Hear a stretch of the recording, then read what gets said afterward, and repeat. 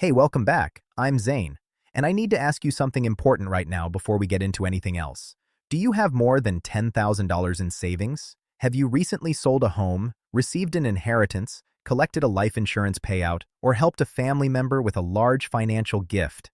Are you planning to make any kind of significant cash transaction at your bank, a large deposit, a major withdrawal, a transfer, at any point in the near future? If you answered yes to any of those questions, then what I'm about to cover on Seniors Security Update today could be the most important financial information you hear all year. Because there is a rule, a real, actively enforced federal rule, that your bank will never warn you about. A rule that the government enforces automatically, without your knowledge, without your permission, and without giving you any advance notice that it is happening.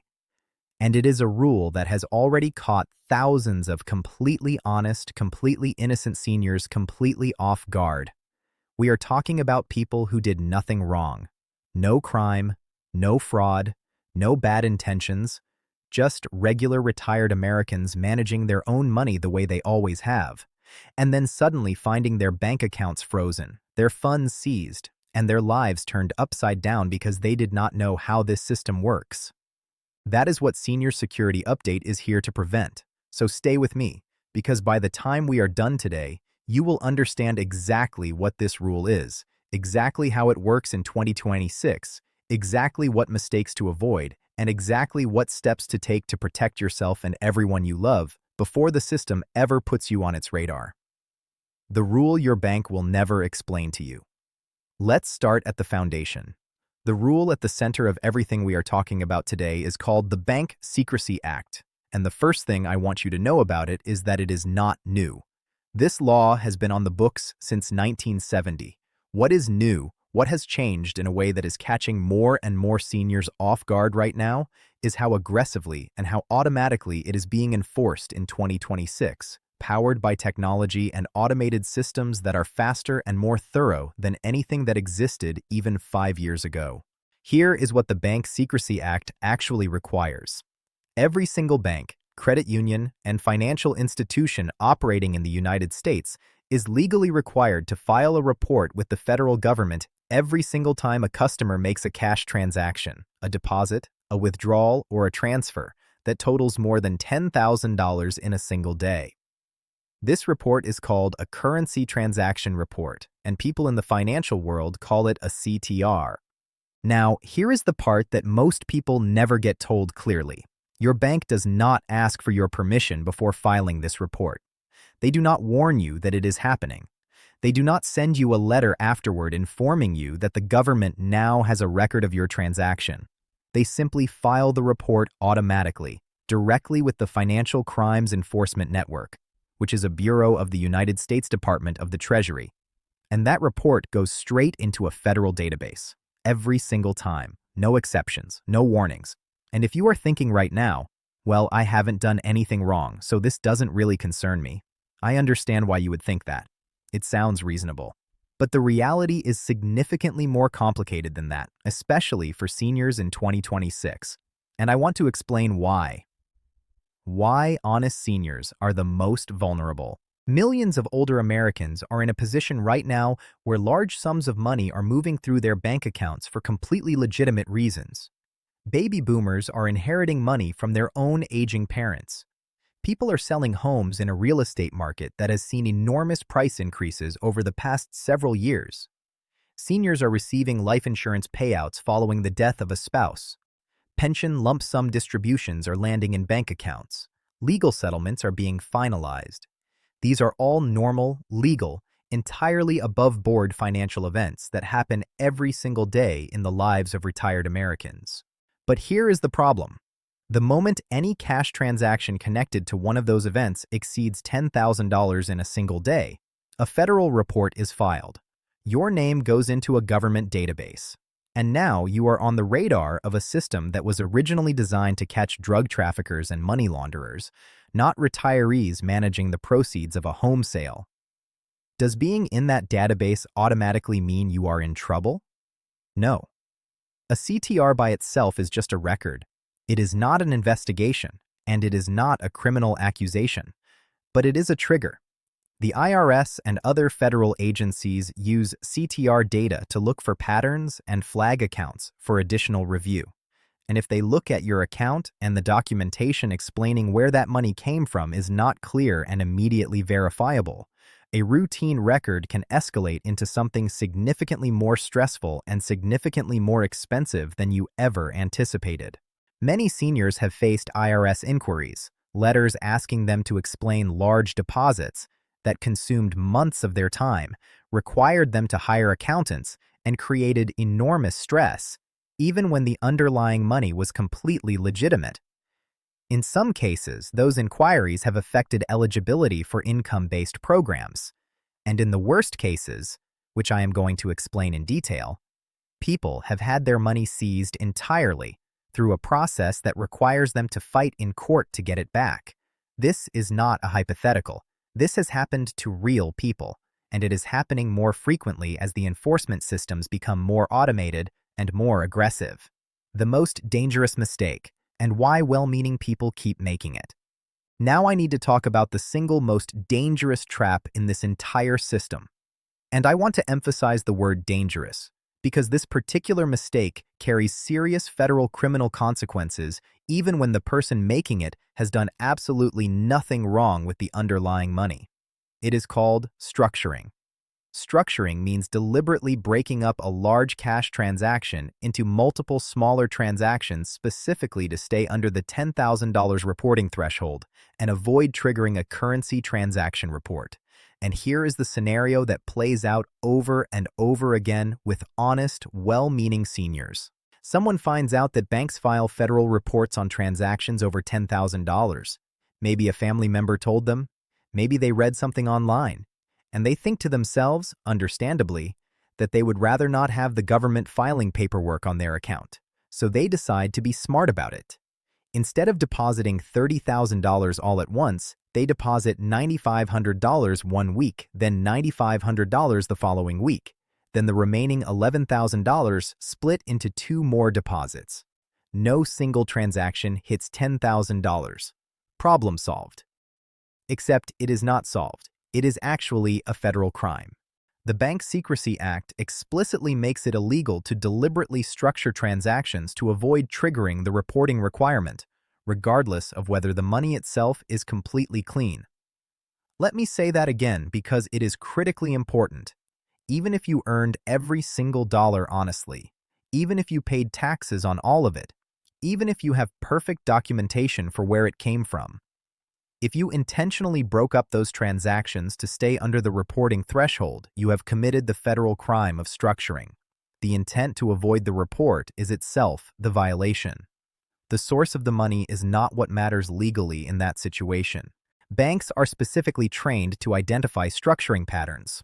Multiple deposits just under $10,000 made in a short window of time from the same account will trigger what is called a suspicious activity report, a SAR, which goes directly to federal investigators. And unlike a routine CTR, a SAR is an active flag that says something here looks deliberately evasive. There have been documented real-world cases where farmers depositing crop income, small business owners depositing daily sales, and retired seniors depositing savings had their bank accounts completely frozen and their money seized through a federal process called civil asset forfeiture, without being charged with any underlying crime. The government seized the funds on the basis of the structuring pattern alone, and the account holders had to hire attorneys and fight in federal court to get their own money back. That process can take months or even years. For a senior on a fixed income, losing access to savings for that length of time can be genuinely devastating. The lesson here is one of the most important things I will ever say on Senior Security Update. If you have a large, legitimate sum of money to deposit it all at once. Do not break it up. A single large deposit that generates a CTR is a routine record. A pattern of deposits that looks like an attempt to avoid generating a CTR is a federal crime. One of those situations resolves itself easily with good documentation. The other can follow you for years. What the IRS does with this information and how it connects to your other benefits. Let me connect some dots that I think are really important for seniors specifically, because the consequences of a banking flag do not always stay contained to a simple IRS letter. When the IRS identifies a large or unusual cash transaction in your records, they look at your overall financial picture. They compare the deposit to your tax returns. They verify that income was reported appropriately, and they may review several years of your financial history at the same time. For the vast majority of people with clean finances and good records, this process ends quickly and without consequences. But it does require your time and often requires professional help to navigate. Here is where it gets more complicated for some seniors. If you receive Medicare, specifically Medicare Part B or Part D, the premiums you pay are income-based. Higher income means higher premiums. This adjustment is called IRMA-A, the Income-Related Monthly Adjustment Amount. If an IRS review determines that a large sum you received in a prior year should have been counted as taxable income and was not, they can potentially adjust your Medicare premiums retroactively. This is not a common outcome, but it is a real one. And it is another reason why proper documentation and correct reporting of large financial transactions matters far beyond just your tax return. For seniors receiving Supplemental Security Income, SSI, the stakes are even higher. SSI is specifically for very low-income seniors and people with disabilities, and it comes with strict asset and income limits. If you receive a large cash gift or deposit while receiving SSI and do not handle it correctly, you could temporarily exceed the asset threshold and lose your SSI eligibility. Even a brief loss of SSI can create serious financial hardship for someone who depends on it for basic living expenses. If you receive SSI and are expecting any kind of large financial inflow, an inheritance, a gift, an insurance payout, please talk to a benefits counselor before that money arrives. Planning ahead makes all the difference. The smart, legal way to handle large financial transactions. All right, let us shift into solutions, because my job on Senior Security Update is not just to tell you what the risks are. It is to make sure you know exactly what to do to protect yourself. Here is a clear, practical guide to handling large transactions the right way. The first and most important step is to deposit large sums all at once rather than breaking them up. I have already explained why structuring is dangerous, but I want to reinforce the positive version of this principle. A single large deposit that triggers a currency transaction report is a routine, standard banking event. It happens millions of times a day across the country. It is not an investigation. It is not a red flag. And it does not mean anything beyond the fact that you made a large deposit. As long as your documentation is in order, which I will explain in a moment, a CTR is nothing to be concerned about. The second step is to build and maintain a clear paper trail for every large transaction. This is your single most powerful protection in the entire financial system. If you receive an inheritance, keep the estate documents and any correspondence from the executor or attorney. If you sell a home or property, keep your closing documents. If you receive a life insurance payout, keep the policy documents and the check or wire confirmation. If a family member gives you a large financial gift, have them put it in writing, a simple dated letter with their name, your name, the amount, the date, and the fact that it is a gift. If you receive a legal settlement, keep the settlement agreement. This documentation does not have to be elaborate. It does not have to be notarized or certified by an attorney. It just has to exist, be organized, and be something you can put your hands on quickly if anyone ever asks where the money came from. The difference between a smooth IRS inquiry and a prolonged nightmare is almost always the presence or absence of a clear paper trail. The third step is to use traceable payment methods for large transactions whenever possible. Wire transfers, checks, and electronic bank transfers all create automatic documentation on both ends of the transaction. When you wire money, both your bank and the receiving bank have a record. When you write a check, both you and the recipient have documentation. This is significantly safer and cleaner than moving large amounts in physical cash. Cash is anonymous by design, and that anonymity is exactly why the federal government watches it so closely.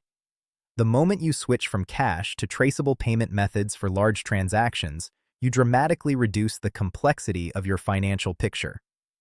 The fourth step And this is especially important for seniors who regularly help their adult children or grandchildren financially, is to understand the annual gift tax exclusion and use it intentionally. The IRS allows you to give a certain amount per person per year as a gift without triggering any gift tax reporting requirement. This number can change year to year, so you need to verify the current figure with a tax professional, but the principle is consistent. There is a structured, legal framework for giving money to family members without creating tax complications. If you plan to give significant sums to family members, have that conversation with a CPA first. A small amount of planning on the front end saves an enormous amount of paperwork and stress on the back end. The fifth step applies specifically when you are dealing with a particularly large financial event: selling a home, receiving a substantial inheritance, taking a pension lump sum distribution, receiving a significant legal settlement.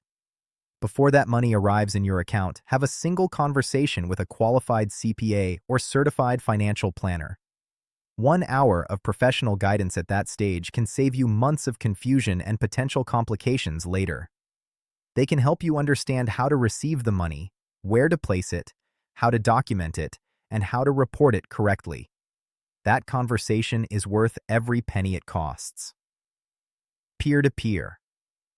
Payment apps and online banking. The rules still apply. I want to spend a moment addressing something that is increasingly relevant for seniors in 2026, and that is the world of online banking and digital payment applications. A lot of seniors have started using apps like Zelle, Venmo, PayPal, and Cash App to send and receive money from family members, and these tools are genuinely convenient. But they come with reporting rules that a lot of people do not realize exist. The Bank Secrecy Act applies to all financial transactions, not just physical cash. Electronic transfers, wire transfers, and digital payment platforms are all subject to federal oversight. In recent years, the IRS has required peer-to-peer payment platforms to issue tax reporting forms to users who receive payments above certain thresholds. If you are regularly receiving money through one of these apps, even from your own children paying you back for shared expenses or gifts, it is worth understanding how those payments appear in your financial records and whether they need to be reported as income on your tax return. This is not something to panic about. It is something to be aware of and to ask your tax professional about if you regularly use these platforms. A quick conversation can give you clarity and peace of mind on the subject. Similarly, the same principles that apply to physical cash transactions apply to large digital transactions. Do not break up large electronic transfers to stay under a reporting threshold. Keep documentation for the purpose of any large transfer, and use traceable methods that create clear records on both ends. Scams that exploit this topic, and how to spot them immediately. I would be doing a disservice to every senior watching Senior Security Update if I did not spend time on this, because it is urgent and it is real. As financial scammers know that seniors feel anxious about IRS issues and banking rules, and they exploit that anxiety ruthlessly and relentlessly. Every year, millions of older Americans receive phone calls, text messages, and emails from people pretending to be IRS agents, bank fraud investigators, or federal law enforcement officers. These scammers tell seniors that their bank account has been flagged for suspicious activity. They claim there is an active warrant for your arrest. They say that unless you immediately transfer money, buy gift cards, or provide your banking information to resolve the matter, you will face criminal prosecution. None of this is real. It is always, without exception, a scam. Here is what you need to know about how the real IRS actually operates. The IRS does not call you out of the blue about a banking issue. When the IRS needs to communicate with you, they send a letter through the postal mail to your address on file. They do not demand immediate payment over the phone. They do not threaten arrest during a phone call. They do not ask for gift cards as a form of payment under any circumstances whatsoever. If you receive a call claiming to be from the IRS or a bank fraud department, and they are pressuring you to act immediately, hang up the phone. Do not call back any number they leave for you. If you have genuine concerns about your IRS status or your account, go directly to irs.gov or call the official IRS telephone number, which is 1-800-829-1040. That is the only number you should ever use to initiate contact with the IRS. And please share this information with every senior in your life, because these scams are specifically designed to target people who feel uncertain about banking rules and IRS enforcement. The more clearly people understand how the real system works, the less power these scammers have. If you receive an IRS letter, do not panic and do not ignore it. Let me address one more situation that comes up regularly for seniors, and that is what to do if you actually do receive a legitimate communication from the IRS about a large transaction. The first thing I want you to do is take a breath. Receiving an IRS inquiry letter does not mean you are in serious trouble. It does not mean you are being audited in the dramatic way that word tends to conjure. In most cases, it simply means the IRS's automated system flagged something that requires a routine explanation. The second thing I want you to do is not respond immediately on your own, especially if the letter is asking you to explain a large financial transaction. Get a qualified tax professional involved first. Show them the letter. Let them help you understand exactly what is being asked and what the best response is. In most cases, if your underlying money is legitimate and you have even basic documentation, these situations resolve cleanly and quickly with professional guidance. What you must never do is ignore an IRS letter. Unanswered IRS correspondence escalates. Always. A letter that would have been resolved in a week with a simple response can become a significantly larger problem if it sits unanswered for months. If you receive anything from the IRS, treat it as time-sensitive and get professional help immediately. The bottom line from Zane. Here is what I want every single person watching Senior Security Update to walk away understanding today.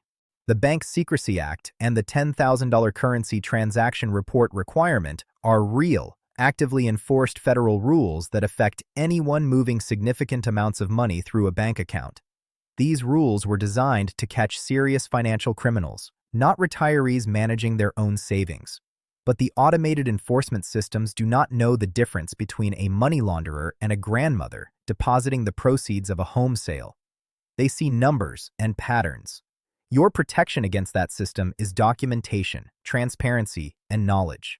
Deposit large sums all at once and never break them up to stay under a reporting threshold. That is the federal crime of structuring, and it applies even when your money is completely clean. Keep clear records for every large transaction that explain where the money came from. Use traceable payment methods. Understand the gift tax rules before giving large sums to family. And when you are dealing with a significant financial event, get professional guidance before the money arrives, not after problems develop. You worked for every dollar you have. You paid into this system your entire life. You earned the right to financial security and peace of mind in your retirement. Protecting what you have built requires understanding the rules of the financial system you are operating in. And now, you do. Please share this with every senior you know. Parents, grandparents, neighbors, friends, anyone who handles their own finances and deserves to know how this system actually works. Because this is exactly the kind of information that too rarely finds its way to the people who need it most. I'm Zane. This has been Senior Security Update. Stay informed, stay protected, and I will see you in the next one.